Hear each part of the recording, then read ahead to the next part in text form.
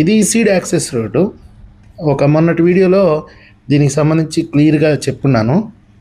ఇప్పుడు ఎవరైతే భూములు ఇవ్వలేదో ఆ భూములన్నీ ప్రభుత్వానికి ఇచ్చిన తర్వాత రోడ్డు నిర్మాణం జరుగుతుంది. రేపు 14వ తేదీన ఈ రోడ్డుని ముఖ్యమంత్రి గారు ప్రారంభిస్తారు. ఇప్పుడు మనం చూస్తున్నది కేవలం 3 లైన్లు మాత్రమే.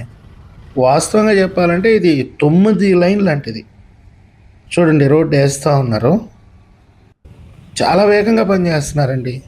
ఇది side electrical lines, under ground drainage, అంటే ఇంకొక 50 సంవత్సరాల వరకు కూడా వేలు పెట్టకుండా చేస్తున్నారు.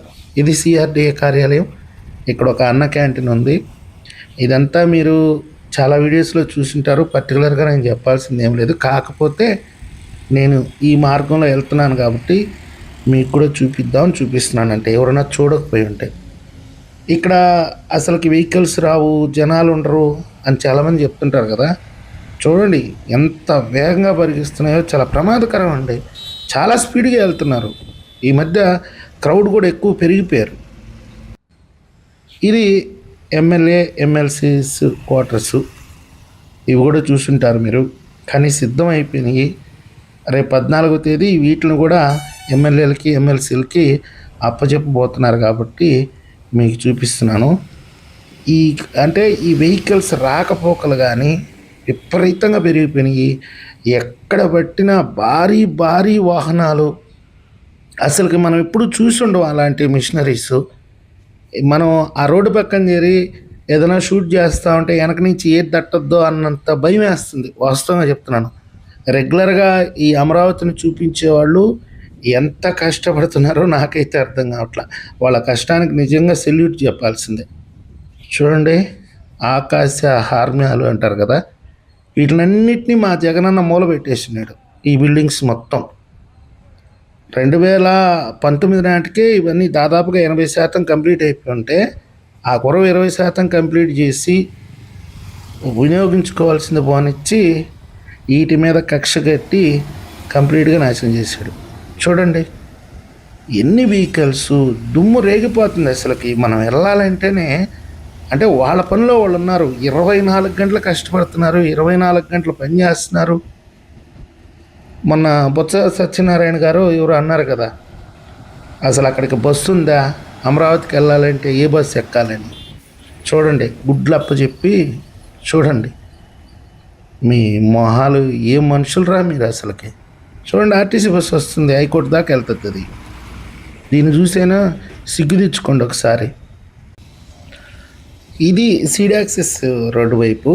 ఇవి కూడా ఎమ్మెల్యే ఎమ్మెల్సీ క్వార్టర్సే. నేను ఆ సైడ్ నుంచి చూపించాను. ఈ సైడ్ నుంచి చూశారు కదా, పెద్ద వెహికల్స్ అక్కడ నిలబడి ఏదైనా చూద్దామంటే అట్లా పోతానే ఉన్నాయి. రణా గణ దునలే, టకా టకా బకా బకా, ఏ శబ్దాలు మొత్తం. ఎక్కడ పొడవటం, మట్టి ఎత్తటం, మట్టి పోయడం. నాయన, మామూలు వేగంగా కాదు. పనులైతే ఒక్క క్షణంగా ఆలస్యమైతే ఏదో ప్రపంచం కుప్పకూలిపోయేటట్టు చేస్తున్నారు. ఇవి వచ్చి మంత్రుల క్వార్టర్స్. ఇక్కడి నుంచి మనం ఐకానిక్ టవర్స్ దగ్గరికి వెళ్తాము. ఒక నెల క్రితం నేను వీడియో పోస్ట్ చేసి ఉంటాను. అప్పటికి ఇప్పటికీ అయ్య బాబోయ్ చాలా మారిపోయిందండి. చాలా ఎత్తు పెరిగిపోయింది. 2 స్టెప్పుల దాకా డయాగ్రటిక్ స్ట్రక్చర్ కూడా పెరిగిపోయింది. మామూలుగా అసలు ఆశ్చర్యం వేస్తుంది నాకు వీటిని చూస్తుంటే. అంటే ఇవన్నీ చూసి కూడా కొంతమంది ఓర్చుకోలేక అడేం జరగట్లేదు, ఇంకా మందగించిపోతున్నారు, ముఖ్యమంత్రి గారు స్వయంగా వీటి మీద కూర్చోవాలి అని కొంతమంది కూసేవాళ్ళు కూడా చాలామంది ఉన్నారులేండి. వాళ్ళు వైఎస్ఆర్సీపీ వాళ్ళనే కాదు, వైఎస్ఆర్సీపీ వాళ్ళు అయితే వాళ్ళ విధానం వేరే విధంగా ఉంటుంది. ఇప్పుడు మీరు ఎదురుగా చూస్తున్నారు కదా, ఇదేంటి ఇది కింద గోడ కట్టి ఆ గోడ మీద ఇల్లు కట్టారు అంటారు. వాళ్ళకేం తెలియదు, వాళ్ళకి అంత నాలెడ్జ్ కూడా ఉండదు. అది ఆటోమేటిక్ క్లైంబింగ్ సిస్టమా ఏదో, ఏసీఎస్. ఆటోమేటిక్గా అదే పైకి వెళ్ళిపోతూ ఉంటుంది. కాంక్రీట్ ఫిల్ చేయడంతో ఒక 10 రోజుల తర్వాత మళ్ళీ అదే పైకి వెళ్ళిపోతూ ఉంటుంది.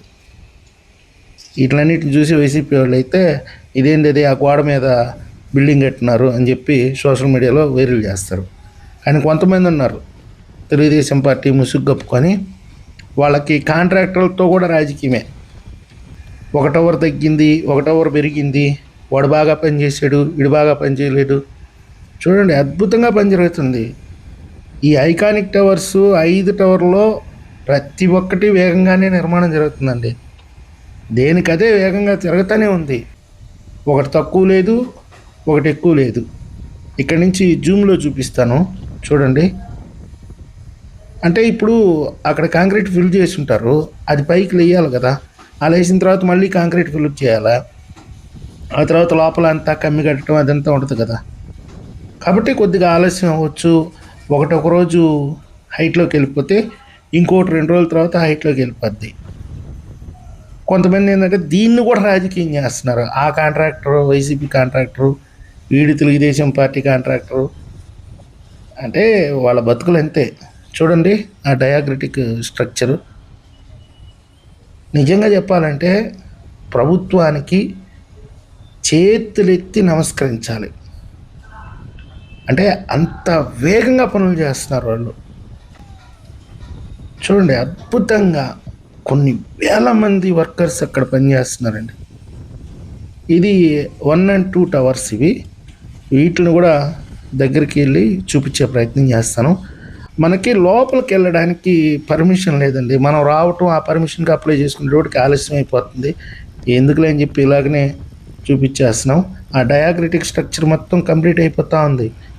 ఇప్పుడు ఇది 2వ స్టెప్కి వెళ్ళిపోయింది. అంటే దాదాపుగా 9వ 12వ అంతస్తులో లెక్క చెప్తున్నారు కొంతమంది ఇక్కడ. అవి ఏదైనా ఇప్పుడు చెప్పడం కాదు, కానీ పూర్తి అవుతాయి. ఇప్పుడు ఇది చూస్తున్నారు కదా, ఈ గుంట ఏంది, ఈ కాలువ ఏంది అని చెప్పి కొంతమంది గొర్రెలు కామెంట్ పెట్టచ్చు. ఇదేంటంటే ఈ 2 టవర్ల మధ్యలో, అంటే ఈ రైట్ సైడు ఈ 3 టవర్లకి, లెఫ్ట్ సైడ్లో ఉండే ఈ 2 టవర్లకి ఆ మధ్యలో ఒక కాలువను ఏర్పాటు చేస్తారు. దానికి మళ్ళీ లెఫ్ట్ రైటు వాకింగ్ ట్రాక్లు, సైక్లింగ్ ట్రాక్లు ఏర్పాటు చేస్తారు. ఎదురుగా ఉండేటటువంటి అసెంబ్లీలోకి వెళ్తుంది అది, అంటే అసెంబ్లీ చుట్టూ అనమాట. అది కూడా ఒక పర్యాటక కేంద్రంగా ఏర్పాటు చేస్తున్నారు దాన్ని కూడా. అక్కడ ఒక టవర్ కడతారు.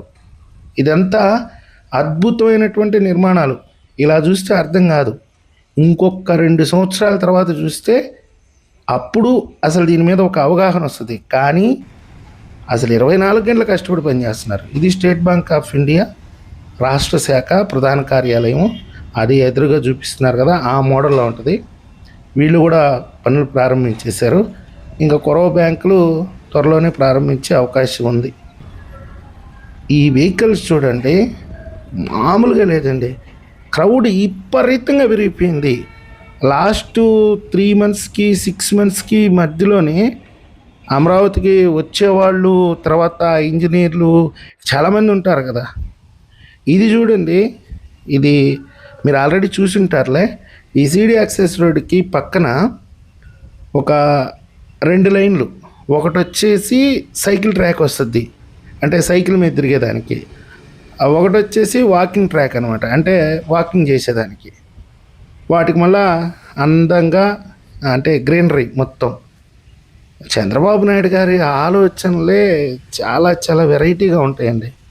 మామూలుగా ఉండవు ఆయన ఆలోచనలు.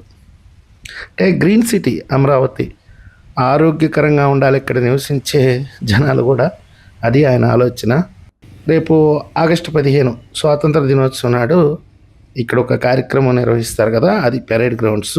అన్ని ఏర్పాట్లు భారీగా చేస్తున్నారు. చూద్దాం, ఇంకా అమరావతి ఇంకా డెవలప్ కావాలి.